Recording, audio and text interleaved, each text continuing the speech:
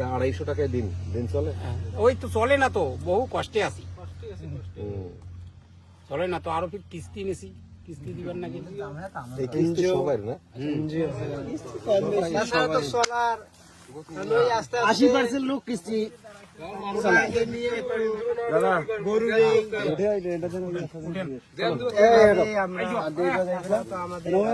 এলাকার হিসেবে কষ্ট আছে, কিছু মনে করেন না। চলার মতো ক্যাপাসিটি নেই।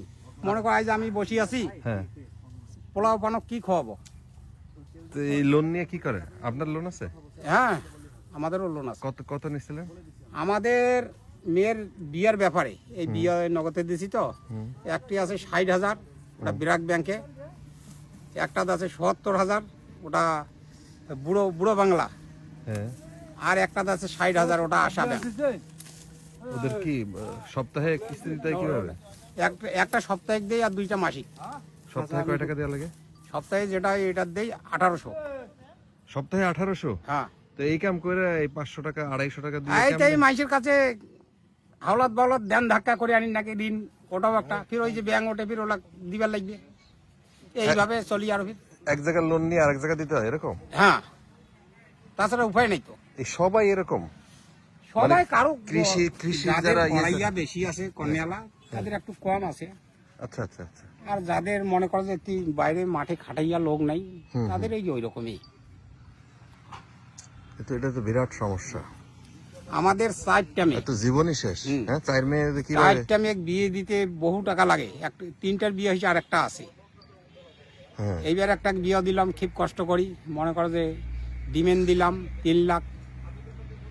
তারপরে ওই বাড়ি খরচ, ডিমান্ড আরো মানে কি? যৌতুক? যৌতুক দিতেই হয় না? ওটা দিতে, তাছাড়া কোনো মাপ নেই। মানে ছেলেরা যৌতুক ছাড়া নেয় না? না না, যার যেরকম অবস্থা তাকে সেই রকম দিতে হবে। এক এক মেয়ের বিয়ে করে দিতে আর কত খরচ হচ্ছে?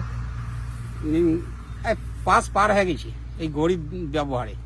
5 লাখ এক একজনের বিয়ে দিতে? হ্যাঁ, 5 পার হয়ে গেছে। এটা সবার এরকম? সবাই এইরকম। তো মেয়ে থাকলে তার তো শেষ। শেষ তো, আমি শেষ। কিন্তু এই যৌতুক কোনোভাবেই সরকার তো আর কিছু করতে পারে না। না, তো এই টাকা কেমনে ম্যানেজ করছেন? এই মনে করো যে আমার নাই, তোমাদের কাছে গেছি, দাও আমার মেয়ের ব্যাপারে 200-400, এইরকম ভাবে ম্যানেজ করে লিখছে। দিছে মানুষ, দিছে যার দান করছে? হ্যাঁ, যার যেটুক শক্তি তাই সেটুক দিছে, হুম। তাছাড়া তো উপায় নেই। আর এই লোন এই লোন করি, আর সবাই ওই তুলা টাকা তো জোগাড় করা সম্ভব নয় ওইভাবে। বাকিটা লোন করিয়া দিবার লাগছে, বা বাড়ির খরচা এইভাবে পরিশোধ করে লাগছে। তো এই যে বিভিন্ন জায়গায় দেখি কৃষকরা যারা এই যে জমির উপরে নির্ভরশীল, এই যে লোন টোন কইরে এমন অবস্থা যে শেষ পর্যন্ত সে আত্মহত্যা করে, এরকমও দেখছি। আত্মহত্যাও করে তো, বহু লোকে আত্মহত্যা করে। কেন আপনাদের এই জায়গায় এরকম আছে? আছে। এই বোধহয় 6-7 বছর আগে এই যে আমার বাদিয়ার মোড় ইটেখালা, মনে করো যে 4টে এনজিওর টাকা নিছে। এখন ওই এনজিওলা শোধ করছে, ওর কাছে নিচে 10,000, ওর কাছে 15,000, এরকম ভাবে এর বাইরে ঋণ করছে। এটার পর ওই যে সুদ, এখন এলা দেখছে যে আমি 1 লাখ টাকা ওঠেও ঋণ গিলে শোধ হইবে না, তাহলে আমি পরবর্তীতে ঋণটা চলাবো কি দিই? হ্যাঁ, তারপরে ওই ঋণ ব্যাংক হাতে ওঠে আনিয়া ফাঁসে ঝুলি মরি গেছে। ফাঁসে ঝুলি মরি গেছি। তো সবারই তো মনে করো আমাকে লাগে 2 লাখ টাকা ঋণ শোধ করতে, আর আমি টাকা পাচ্ছি 1 লাখ। মানে আপনি নিচ্ছেন হচ্ছে 1 লাখ, হ্যাঁ, ওটা শোধ করতে হবে মানে আরো 1 লাখ। হ্যাঁ, কত দিনে? এই বাইরে যে ঋণগুলা নিছি, এই লাখ শোধ করতে 2 লাখ লাগে, আর আমি ব্যাংক হাতে ওঠে এলাম 1 লাখ। বাকি পয়সা কাউ থইবা, 1 বছর হয়ে গেল। হ্যাঁ, সেই জন্য চিন্তাধারা করি, একেবারে গালায় দড়ি দিয়ে একেবারে। তো সবাই এরকম, মানে সবাই এরকম লোন টোন নিয়ে সবাই এরকম মায়ের বিয়ে দেয়া? মরে না ওলা ভবিষ্যতে কাহো কষ্ট, কিন্তু কষ্ট তো সবার। হ্যাঁ, কিন্তু এই যে আমি মানুষের কথা বলি না, আমার কথা, আমি 3টে এনজিওর টাকা নিয়েছি, আমি খুব কষ্টের উপরে চলাইতেছি, খুব কষ্টের উপরে। কেমনে চলেন? এই কাম কাজও করেছি, আর যেদিন না আটেছে এতে কারো কাছে নিলাম 2-4-5 হাজার, পরে ব্যাংক ওঠে তাকে দিতে হবে।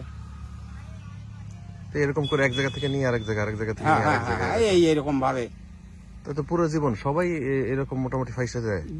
আমার গরিব মানুষের ভিতর বেশিরভাগই এইরকম, যার কড়াইয়ের সংখ্যা কম। করাই মানে হচ্ছে যে ইনকাম। হ্যাঁ হ্যাঁ, মনে করে এই যে এটা কাজে আসছে, আমি এলাকায় আসছি, কাউ 2 জন হচ্ছে, কাউ 3 জন হচ্ছে। ওদের ইনকাম বেশি। হ্যাঁ, তাদের কোনো সমস্যা নাই। মানে যার ছেলেপেলে আছে ওরা হলো হ্যাঁ, ভালো করে না? হ্যাঁ। অনেক কষ্ট, আসলে অনেক কষ্ট। লেবুদা, আপনার নাম কি দাদা? আমার নাম রথীন্দ্র। রথীন্দ্র। কি বাড়ি কোন গ্রাম? বাড়ি আমার ওই উত্তরাশী ধনতলা। আচ্ছা আচ্ছা আচ্ছা। ঠিক আছে।